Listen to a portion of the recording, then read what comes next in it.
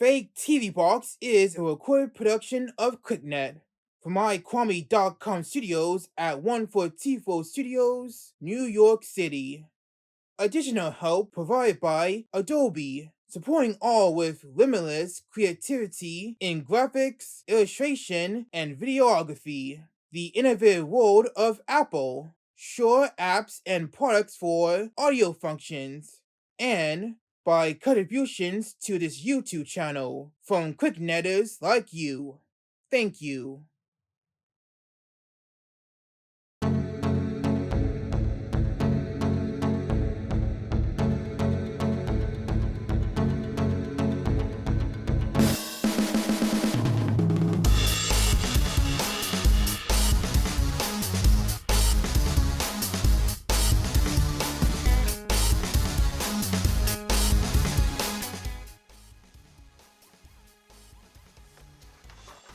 What's up, KlicKNettars? Welcome to FakeTV Box. I'm Kwame Alexander.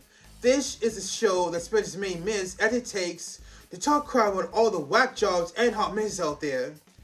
Today, we're going to talk about a subject that I just love getting into, and that's theme parks.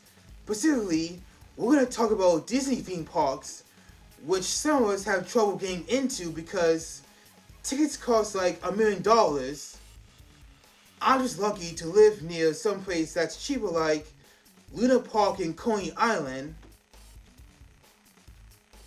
But pretty soon, we won't be able to go there either unless we get off our butts and stop them from building a big, ugly Las Vegas casino. Hashtag Save Coney Island.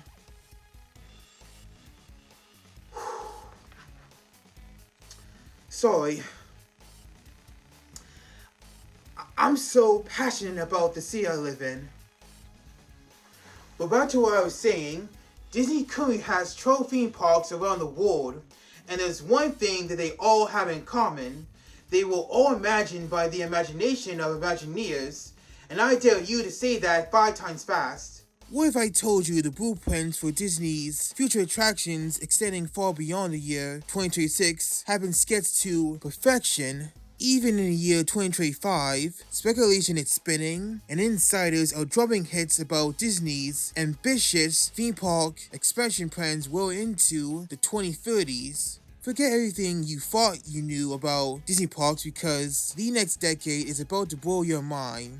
Beyond 2026, Disney is not just adding a new ride, they are envisioning entire new lands, groundbreaking technologies, and immersive experiences you can barely fathom. But you don't have to take my word for it, or that of the voiceover you just heard, cause they already talked about new attractions like last year at D23 2024. So with that in mind, KlicKNettars, we're about to dive deep into the massive expansion plans that could redefine your next magical vacation and change Disney forever.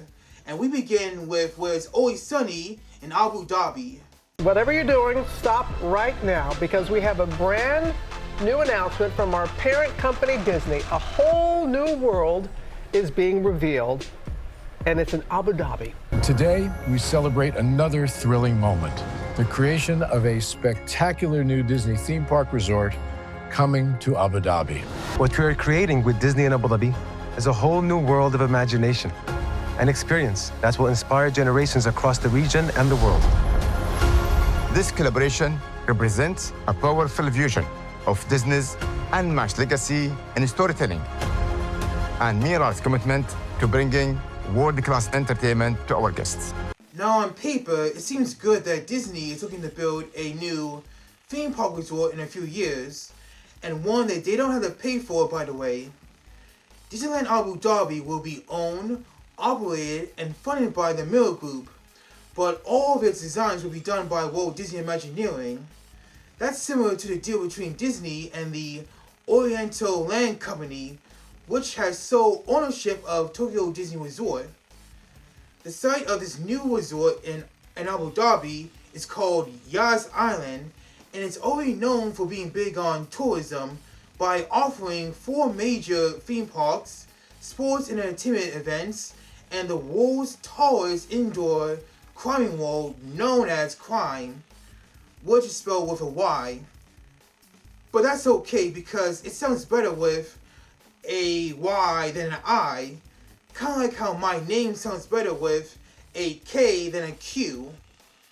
I mean, imagine being called Kwame Alexander, or Kel Mitchell, or Kelly Marine Tran, just to name a few. But of course, there is criticism about a new Disney theme resort located in the Middle East, as Abu Dhabi is known for having strict laws surrounding the LGBTQ population and women. Like, if you're a woman or you're gay, you can't show any skin on your body in the Middle East, which is why female wrestlers in the WWE dress up like they're going to a Britney Spears concert in Saudi Arabia. All in all, I think an expansion in the Middle East is not only lucky for the Walt Disney Company, but it's also necessary because theme park wise, Disney will have created a presence within a region that will combine its stories with those of Emirati. Personally, the partnership between Disney and the Miller Group is sure to last longer, if not healthier, than Travis and Taylor's future marriage. So now we move on to the other Disney parks that are in the middle of constructing new major attractions, and keep in mind that some of them will start to open in 2026. At Disney Paris Resort, the Walt Disney Studios Park will rebrand next year into Disney Adventure World, as well as open the gates to World of Frozen, but that isn't the only franchise that is going to have a major presence in Paris. As it was announced at last year's D23 event, The Lion King Pride Land will be added to Adventure World and have a theme ride that's based on the original 1994 animated film.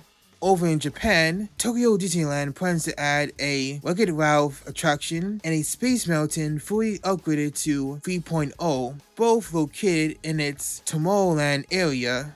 Meanwhile, Hong Kong Disneyland is constructing a Spider-Man attraction for its Stark Expo area after canceling an Avengers Quinjet ride that was originally planned 9 years earlier.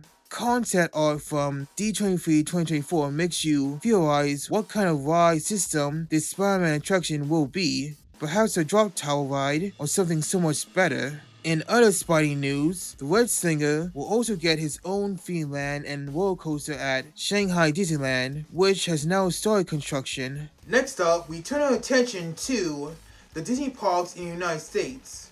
Over the years, Disney Vacationers has seen the integration of different IPs like Avatar, Star Wars, Toy Story, Zootopia, and even Marvel.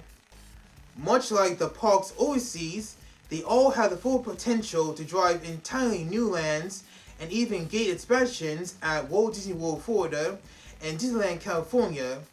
But what the US resorts have to offer right now aren't enough for Disney's long-term vision, because they still have new confirmed projects under construction, and those will roll out in phases beginning in 2026.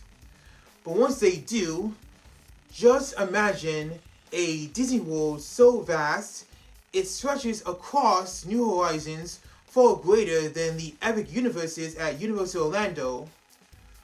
Or imagine a Disneyland transforming beyond recognition and no longer bound by Anaheim taxpayers. Let me pop you a question. What if I said the fifth gate at Walt Disney World isn't just a rumor anymore, or that Disneyland finally gets that major third park? It's not because I read about it on Reddit, which is not a reliable source for news anyway. In this journalist's opinion, a fifth gate in Florida and a third theme park in California both depend on how successful the projects of 2026 and beyond can be. Villain's Kingdom was officially announced to be coming to the Magic Kingdom. And if you actually look in the artwork, it seems like there's a roller coaster in there, there's Chernobog's Mountain in there as well. So, you know, all of the villains are going to be represented in this land. Monsters Inc. land and also the Monsters Inc. attraction, that door coaster that they announced back at D23, is unfortunately going to be replacing the Muppets at Disney's Hollywood Studios. And it's going to be replacing the entirety of the Muppets courtyard area. Cars is going to be coming to the Magic Kingdom. And Josh D'Amaro spoke about how Frontierland's going to be expanding from not just the American West, but it's going to be expanding into the American wilderness as well. Moving on over to Animal Kingdom, we've got Tropical America's news in terms of the Dino Land revamp, which is now going to become Tropical America's. There's going to be a new village within Tropical America's. The translation of the village name is Village of Hope. So many fans have realized that with all the parcels of land Walt Disney World has bought over the years, and with all the parking lot space that they're still clinging on to, the Florida resort would actually expand outward instead of inward. However, that hasn't really been the case, and it's totally mind-boggling. I mean, Disney made a movie called Onward in 2020, but they can't move outward with their 4 parks in Florida. At Disney's Animal Kingdom, Dino Land USA will be replaced by a new Tropical America's land featuring Encanto and Indiana Jones themed attractions, and fans are okay with it because, well, let's face it, Dino Land USA looks like it came from Luna Park at Coney Island. Whoa. Well, maybe that site does need a casino after all. At Disney's Hollywood Studios, they're going to use some of their parking lot space to construct a Monsters Inc. land and roller coaster, but they still chosen to move the Muppets from one area of Hollywood Studios to another. The only saving grace behind that is the Muppets taking over Rock and Roller Coaster next year. As for the Magic Kingdom Park, some theorize that with the Beyond Big Thunder project, which includes a new land of 12 to 14 acres, we would see Disney World use the untouched parcel of land they own for proper use. However, they've chosen to wipe out the Rivers of America section of Frontierland within Magic Kingdom and redevelop it in order to meet the needs of the 2 new lands themed after Pixar cars and Disney villains. You can imagine just how upset fans are about losing the Rivers of America, Tom Sawyer Island, and the Liberty Bell Riverboat, which were OG attractions of Magic Kingdom since the 1970s. You know, I've seen Saturday Night Live change its group of cast members every year, but this is just ridiculous. Yet I think if these projects in Florida are feasible enough to get guests flocking into Walt Disney World, then the resort could build a 5th gate within the next decade.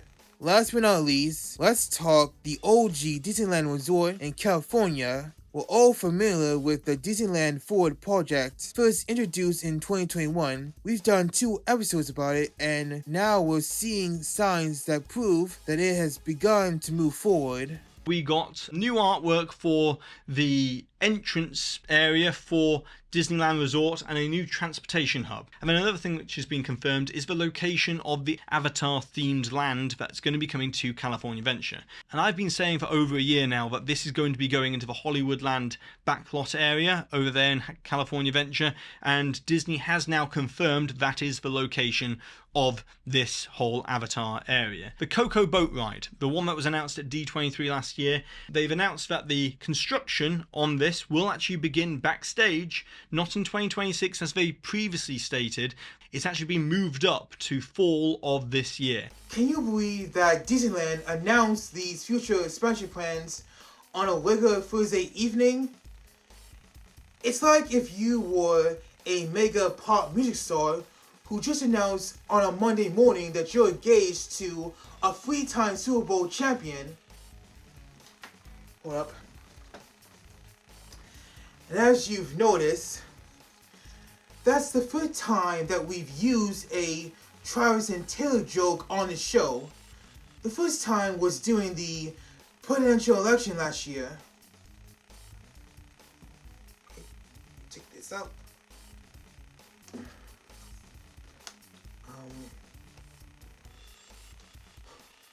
Hold up. There you go. There we go. And by the way, I originally drew this with a red crayon, but it broke off, so I had to use a blue one to continue.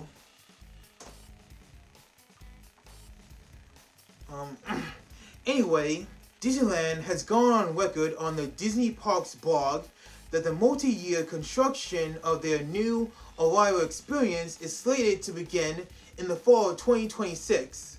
But what amazes me even more is that thanks to the revival of the Eastern Gateway project, Disneyland will have, as they pointed out, the infrastructure necessary to prepare for future growth and to welcome more guests.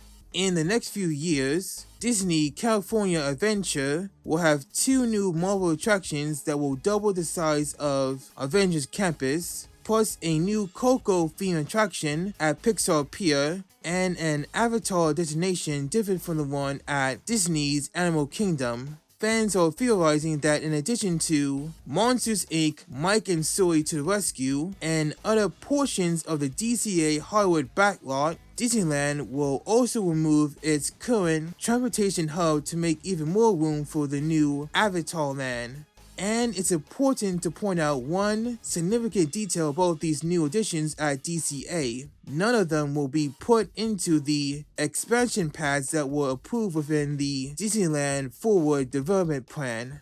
Which leads to many fan theories that a third theme park is on the way much sooner than people think. And it's amazing how we shot this whole episode during the weekend of Destination D23 in Florida. Because if they were to somehow officially announce a third theme park in Disneyland Resort now, then social media is gonna lose its freaking mind over it far more than the engagement of Travis and Taylor. Oops.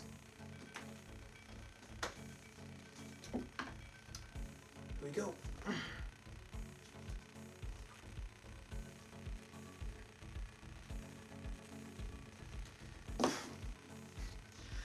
I totally didn't plan for that joke. We hope that everyone watching this episode understands that these park additions will have a major impact on guest experience beyond 2026 because they may as well determine if Disney can obtain more resort stays, which are key to its attempts at matching the same level of success set by Universal Parks and Resorts. KlicKNettars can view this episode as a call to action, for we are encouraging you all to share your own dream Disney expansions and subscribe for more future updates. That's our show. Thank you so much for watching. Please remember to like, comment, and share everything right here on the channel. Show your support to KlicKNet by hitting the subscribe button. Follow us on social media through Instagram, Facebook, Threads, the site formerly known as Twitter, TikTok, and Blue Sky. Last but not least, please consider making a donation to support KlicKNet Productions' independent short film Rolling New York. To do so, click on the link to GoFundMe.com located in the description box of this episode. And I'll see you next time on FakeTV Box with Kwame Alexander.